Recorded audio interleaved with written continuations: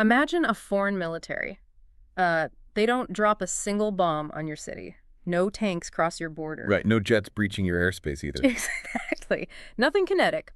But instead, they remotely shut down your nation's power grid in the dead of winter. Or, say, they deploy naval assets to blockade the one single strait where your country imports like 90% of its food and fertilizer. Which is a terrifyingly plausible scenario these days. Really is. You don't hear air raid sirens.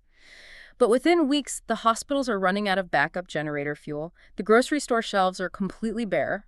So the question for you, the listener, is that an act of war? That's a massive question. Today, we are looking straight into the hidden balance sheets of global conflict. We're wading into this profoundly complex philosophical space that asks one simple but honestly staggering question. Yeah. Is war for economic interests always unjust? That scenario you just described, it forces this immediate reevaluation of what actually constitutes violence, because we are so incredibly conditioned to view conflict through the lens of, kinetic action. Yeah. Explosions, bullets, physical destruction. Exactly. But the philosophical frameworks we're examining today, they demand that we look at the actual mechanisms of state survival.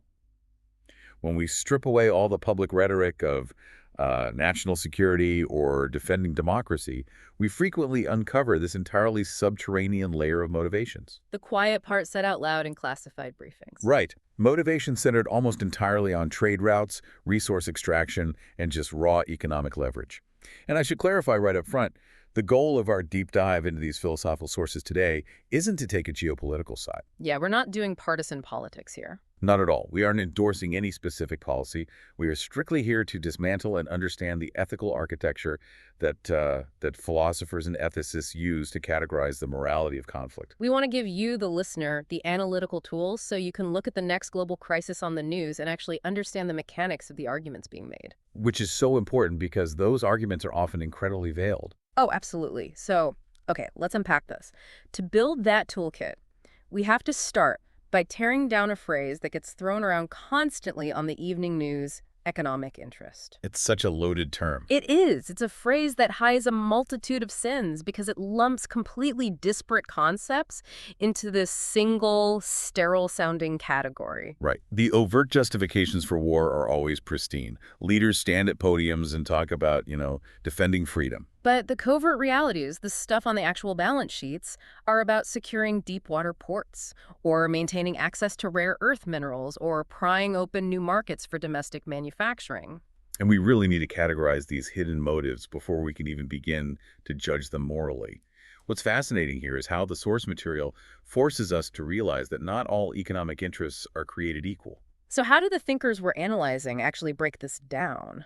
Well, categorization is essential because, like you said, the term is incredibly elastic.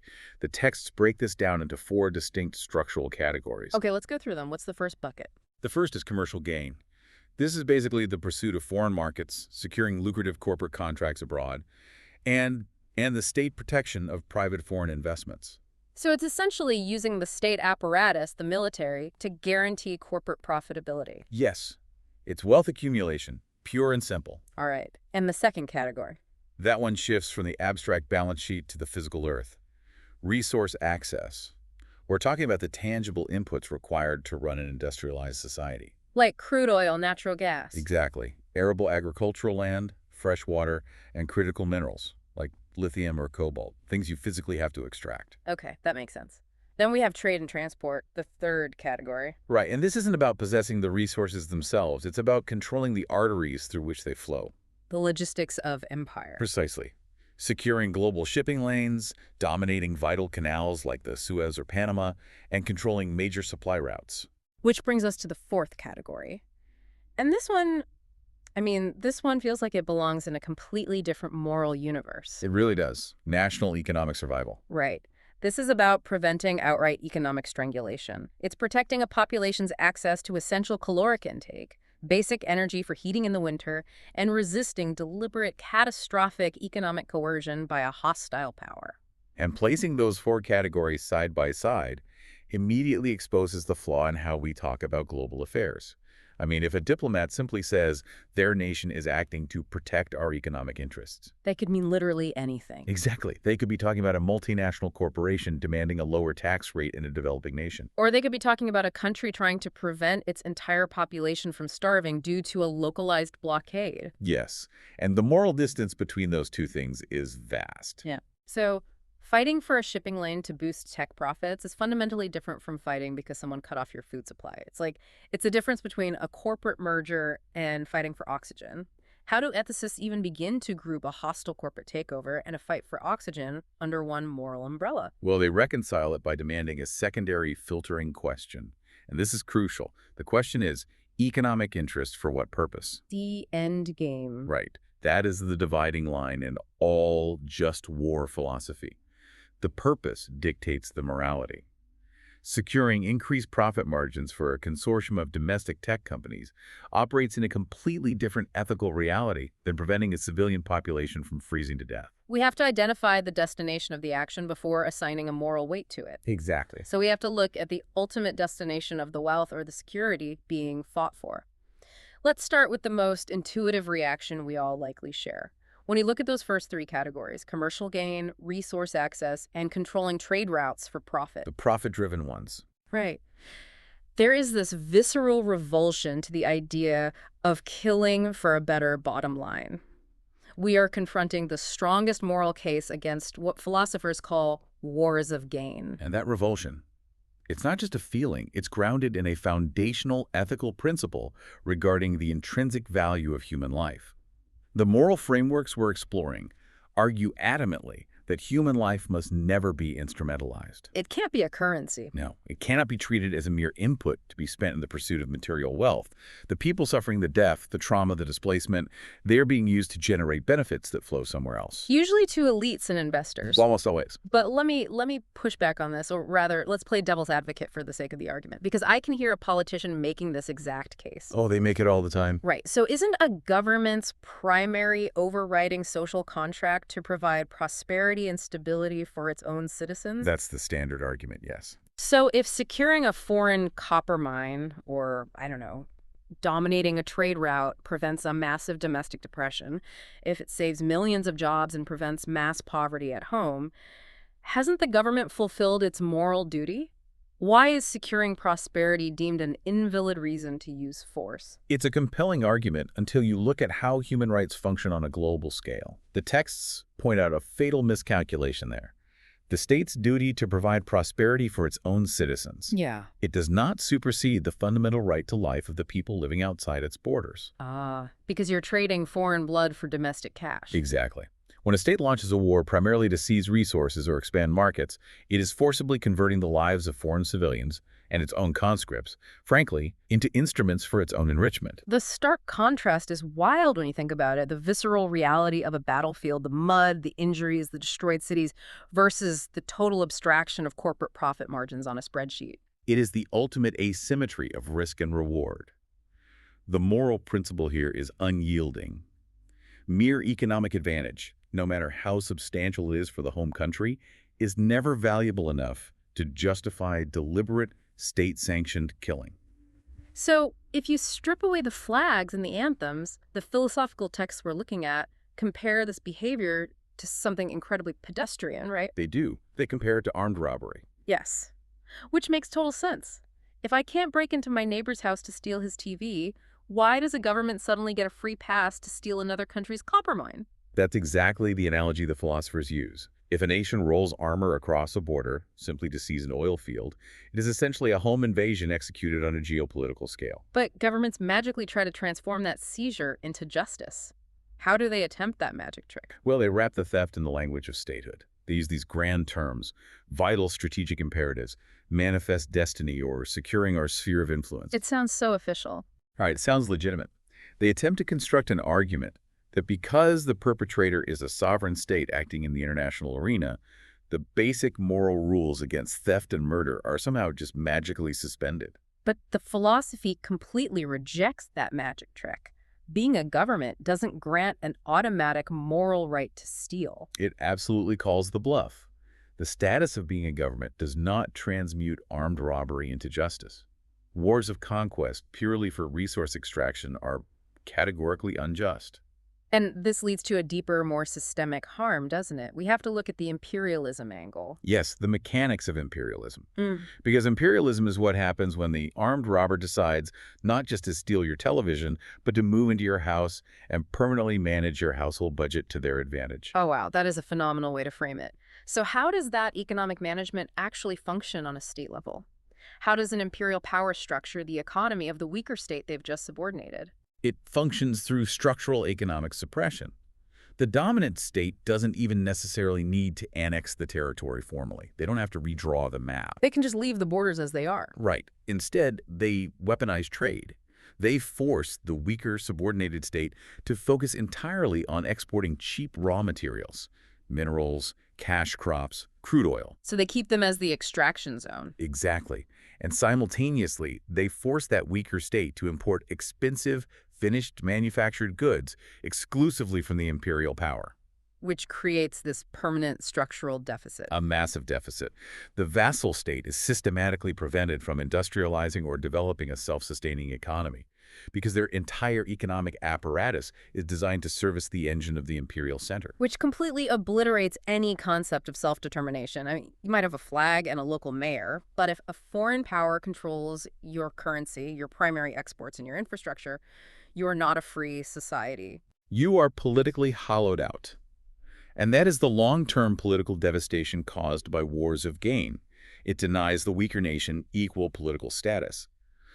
But there is a second layer of profound injustice here, and this one looks inward, at the aggressor state's own population. Right, the demographic divide. Who is actually fighting these wars? The philosophical framework points out a glaring democratic deficit. You have to analyze the demographics of the military. It's the working class. Ordinary citizens, young people, and professional soldiers drawn primarily from lower or middle income backgrounds. They are the ones deployed to secure the foreign copper mine or patrol the vital shipping lane.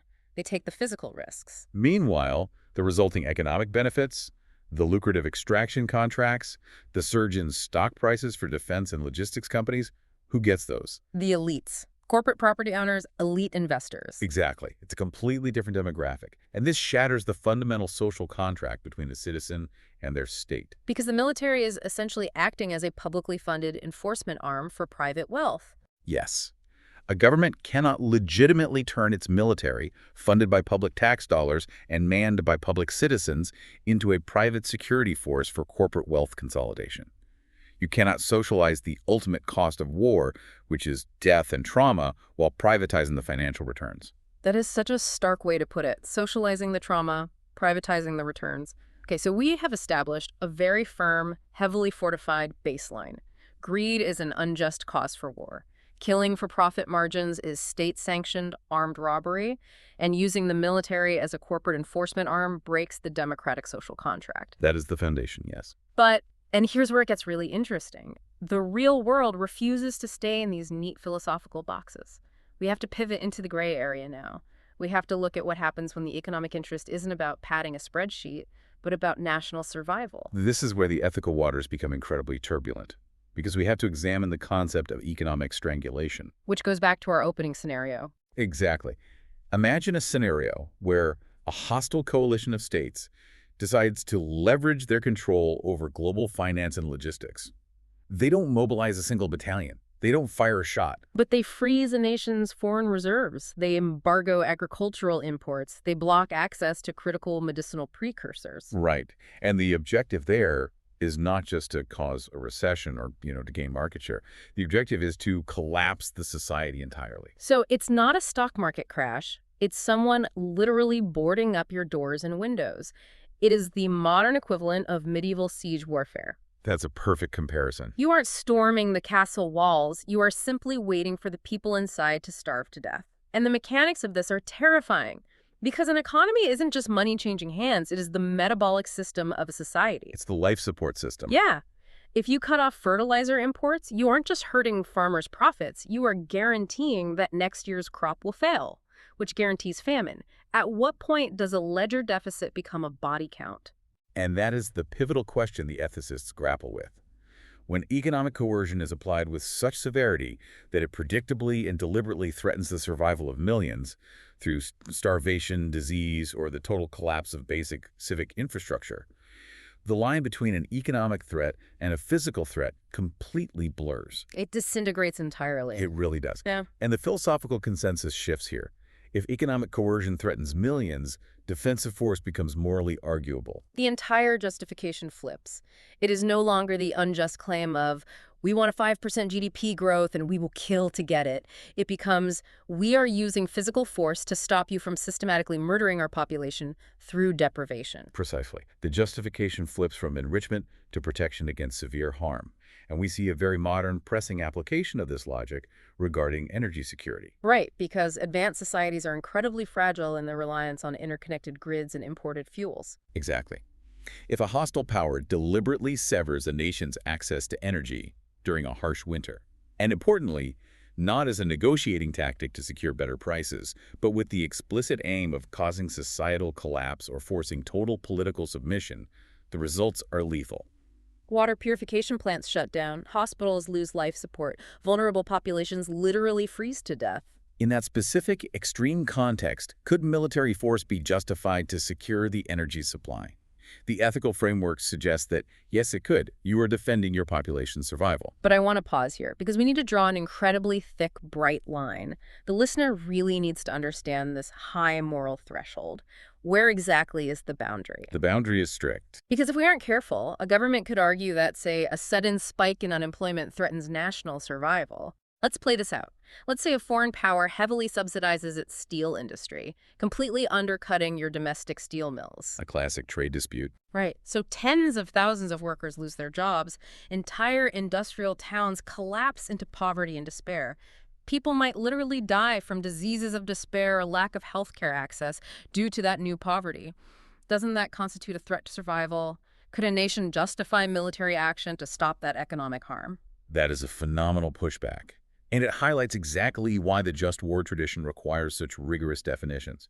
The scenario you described, domestic industrial collapse due to foreign subsidies, is a profound economic harm.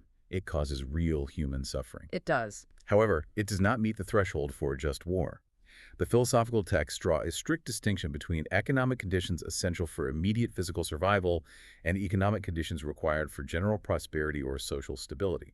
So distinguishing between economic convenience like wanting cheaper gas prices or a booming steel sector, and economic conditions essential to survival. Yes.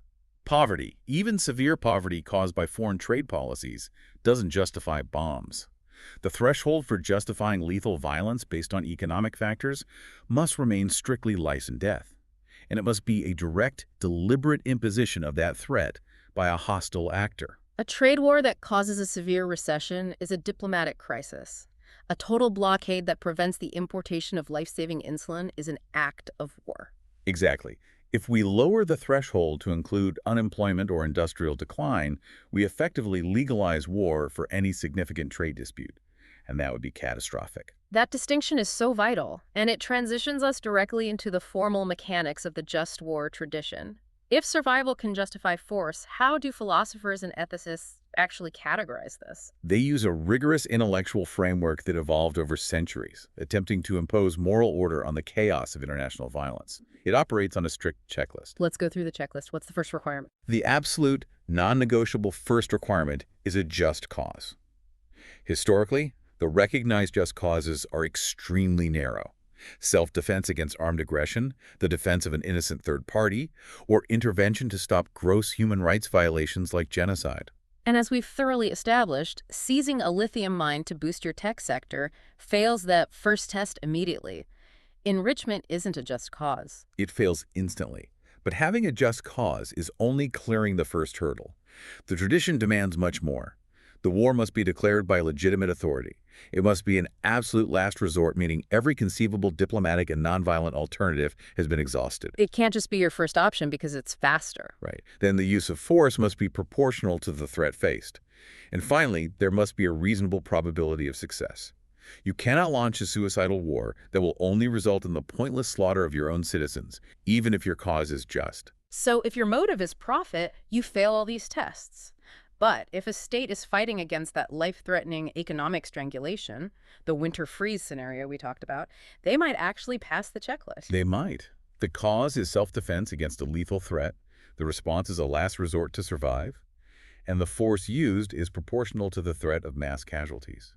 But the real world is messy. Real-world conflicts almost never present themselves as clean, singular variables. Wars do not happen in a vacuum, right? They never do. We have to grapple with the incredibly complex reality of mixed motives. A nation rarely goes to war for one pure, unadulterated reason. There's usually security, humanitarianism, and economic opportunity all swirling around at once. Okay, let's look at how this plays out in reality, because this is a trap a lot of people fall into. Let's say a nation sees a catastrophic humanitarian crisis unfolding in a neighboring state. A dictator is actively massacring a minority population. A clear, textbook just cause. Exactly. The observing nation decides to intervene militarily to stop the genocide. On paper, it's perfect. But the leaders making the decision to intervene are also acutely aware that the region they are securing happens to sit on top of some of the largest untapped natural gas reserves in the hemisphere, right? They know that stabilizing the region and installing a friendly government will secure billion-dollar energy contracts for their domestic corporations. So here's the trap. Does the cynical underlying greed in the hearts of the politicians cancel out the objectively good deed of stopping the massacre? This is where the texts demand we make a highly sophisticated distinction. We must distinguish motive from justification. Motive versus justification. Break that down. The texts argue that the selfish, ulterior motives of a government, the desire for oil, the greed, do not automatically invalidate an independently valid just cause. You have to evaluate the objective justification for the use of force. So you ask the basic questions. Yeah. Is there a genocide occurring? Yes. Does military intervention stop it? Yes. Right. That provides the just cause. The fact that the intervening state is also motivated by a desire to secure natural gas contracts does not mathematically erase the moral imperative to stop the killing. Almost every major geopolitical action will have secondary economic consequences. So the mere presence of an economic interest doesn't instantly prove the war is unjust. The justification has to stand on its own 2 feet, regardless of the cynical baggage the leaders are carrying. Exactly. Selfish motives don't erase an independently valid just cause. But wait, doesn't that open up a massive vulnerability? A state can use a valid justification as a Trojan horse. They can broadcast the language of human rights and security to the world, while their actual operational project on the ground is purely about resource control. It's a huge vulnerability, and it leads to one of the most dangerous phenomena described in these ethical frameworks, the corruption of a just war. A defensible war becoming morally compromised. How does that mission creep happen? Walk us through the mechanics of a war losing its moral high ground. Let's take the classic example of self-defense. State A is unjustly invaded by State B. State A has a clear, unassailable just cause to use lethal force to repel the invaders. They fight back, they secure their borders, and they push the aggressor out. Up to this point, the war is entirely just. Yes. But, flush with victory and military momentum, State A decides to keep going. They cross into State B's territory. They occupy industrial centers. They begin seizing control of State B's oil production and awarding the extraction contracts to their own domestic energy firms. And they probably spin it. They call it reparations or securing the peace. Exactly. But in reality, they've mutated from defenders into conquerors. The critical takeaway from the ethicists is that a just beginning does not justify every later objective. Economic opportunism can infect and corrupt an originally just war. The moral legitimacy evaporates the moment the operational objectives shift from neutralizing a threat to extracting wealth. And this reality that motives are always mixed and objectives can easily shift into greed creates an almost irresistible temptation for governments to lie to their people, which transitions us into examining the democratic deficit. The moral hazard of how these wars are sold to the public. Exactly. If a government knows that fighting a war purely to secure a foreign market is morally repugnant to its citizens, they have to manufacture consent. They rely on public deception. And the philosophical texts treat this not merely as spin or bad politics, but as a profound moral failing. A state might publicly claim to the United Nations and to its own electorate that a military deployment is absolutely vital for national security. Or for defending democracy. Right. But privately, the calculus is entirely about securing strategic trade routes or oil. Now, politicians spin things constantly. Why does the text argue that lying about the motive for war is uniquely destructive? because it completely obliterates the foundation of democratic consent. In a democracy, citizens are asked to authorize the most extreme, consequential actions a state can take. They are authorizing the state to unleash lethal violence on their behalf. They're funding it, too. Yes, the expenditure of massive amounts of national wealth. But most fundamentally, they're being asked to sacrifice their own lives, or the lives of their children, in military service. If the public is systematically misled about why the war is truly being fought, their consent is stolen. It's fundamentally invalid. It is. Honesty about war aims is a moral issue in itself. If you are going to ask a citizen to bleed out in a foreign field, you at least owe them the unvarnished truth about whether they are dying to protect their homeland from invasion or dying to ensure a 3% increase in quarterly profits for an energy conglomerate. The ethical requirement for honesty is absolute. But the deception is often much more subtle than a direct lie. It usually relies on the weaponization of language, specifically the danger of expanding the phrase national interest. Oh, national interest is the ultimate blank check in geopolitical rhetoric. You can stretch it to cover literally anything. The texts issue severe warnings about the endless elasticity of that term. It's so elastic. I mean, if you define national interest broadly enough, couldn't a government justify invading a country just because they raise the price of microchips? Like, oh, this price hike threatens our domestic tech industry's competitiveness, so it's a vital national interest. That elasticity is exactly what the ethical frameworks attempt to constrain.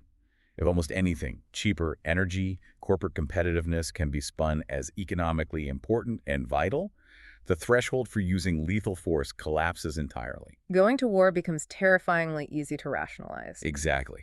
The ethicists demand a rigid moral barrier.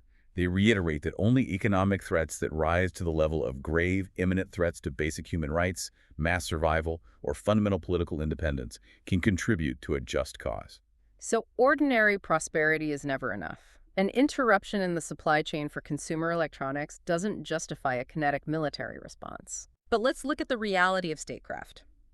If a country is facing a severe economic threat, let's say a hostile neighbor is aggressively dumping subsidized products to destroy your industries.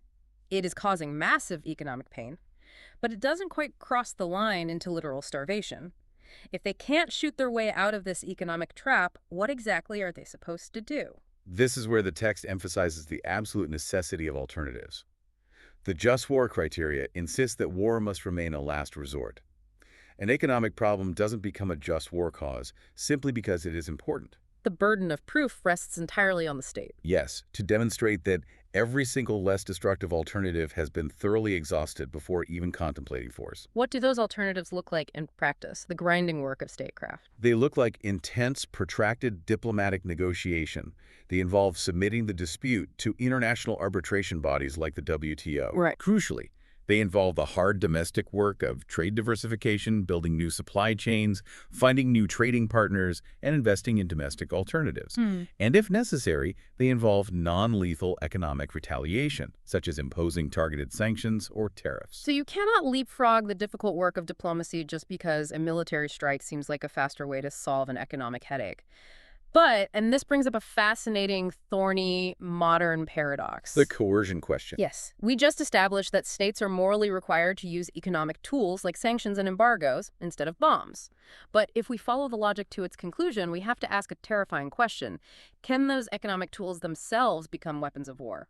This is arguably the most pressing ethical question in 21st century geopolitics. Economic coercion as a form of aggression. Because if a coalition of states deliberately uses a total economic embargo to collapse a target nation's economy, creating widespread shortages of essential medicines, causing hyperinflation that destroys the ability to purchase food, and forcing the nation into total political capitulation, does that count as an act of war? The philosophical answer is, in extreme cases, yes. If economic coercion foreseeably causes harm comparable to a physical attack, its moral status resembles military aggression. It's the equivalence of harm. If a naval blockade starves 10,000 people, it is morally indistinguishable from dropping a bomb that kills 10,000 people. The mechanism of death is different, a spreadsheet versus a high explosive, but the moral culpability is identical. If we connect this to the bigger picture, it forces us to expand our definition of a weapon. A weapon isn't just something that creates a kinetic blast. However, the ethicists urge extreme caution here. We must be incredibly careful not to lower the threshold for what constitutes an act of aggression. Right, because if we do, every trade dispute turns into a justification for World War III. If we label every harsh sanction or punitive tariff as an act of war, we give states a green light to respond to ordinary economic friction with lethal military force. Exactly. The threshold for treating an economic policy as a legitimate act of war must remain exceedingly high.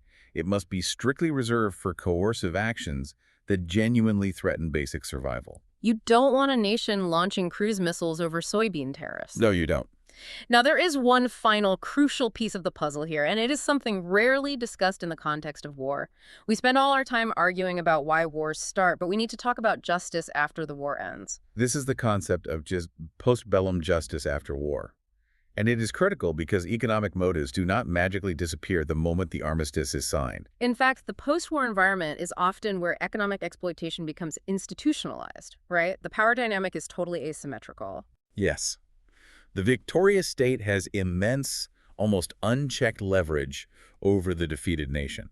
A victor might insist on controlling all the lucrative reconstruction contracts, awarding them exclusively to their own domestic corporations. Or they impose crippling debt. Or forcefully reshape the defeated country's domestic markets to ensure they remain a captive consumer base. So you can fight a perfectly just war, win, and then lose your moral high ground at the peace treaty signing by turning the defeated country into an ATM. Exactly.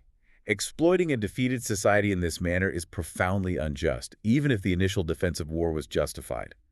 Justice after war should aim at stable peace, restoration, and political autonomy, not permanent economic extraction. If you defeat an imperial aggressor only to economically enslave them in return, you haven't achieved justice. You've just swapped roles. That is the ultimate warning of these texts. We have covered an immense amount of philosophical ground today.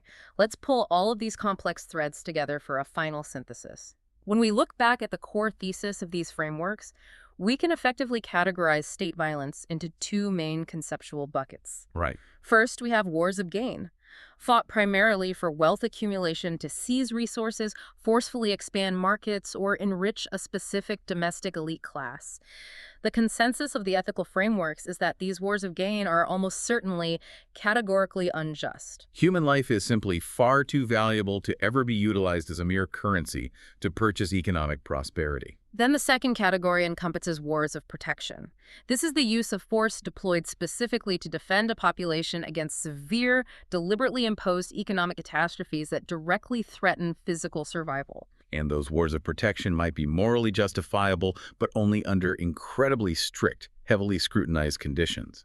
It must truly be a matter of existential survival, and the state bears the heavy burden of proving all peaceful alternatives have been exhausted. So, if we had to distill this entire deep dive into a single rule, it would be this.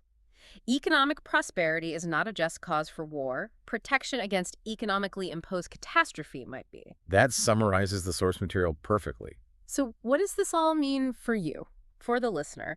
Understanding these mechanics gives you a completely new lens through which to consume the news. It's a toolkit. Exactly. The next time a politician invokes national security or national interest to justify military posturing, you now have the toolkit to ask the right questions. Who actually benefits? Is it enrichment or survival? Have the arduous avenues of diplomacy truly been exhausted? Asking those questions is the absolute essence of being a morally responsible citizen. It demands active engagement, not just passive consumption. Now, before we wrap up this deep dive, I want to leave you with one final provocative scenario to ponder on your own. It wasn't in the source material, but it builds directly on everything we've discussed. We've spent a lot of time discussing naval blockades and shutting off energy grids, but we live in a world where the architecture of society is increasingly digital. Right. If we accept the premise that severe economic strangulation can morally justify a lethal kinetic military response, what happens in the modern age of cyber warfare? It's a terrifying thought. Imagine a foreign power wants to cripple your nation. They don't send a single soldier across your border, but they hack into your critical digital infrastructure and systematically, permanently delete your entire financial sector, Erasing every bank account balance. freezing every digital transaction, wiping out the stock market records, plunging the country into an instant total economic dark age without firing a single bullet. The supply chains freeze immediately because no one can process a payment. It would be absolute chaos. So here is the question to mull over. Does the targeted country have the moral right to respond to that invisible computer code with lethal traditional military force? Can you drop a physical bomb on a foreign intelligence headquarters in response to a digital virus that destroyed your economy? Where does code end and combat begin? Exactly. Think about the blurred lines of modern conflict the next time you hear a quiet whisper about economics in the news. Thank you for joining us on this deep dive. Keep questioning the world around you, and we will catch you next time.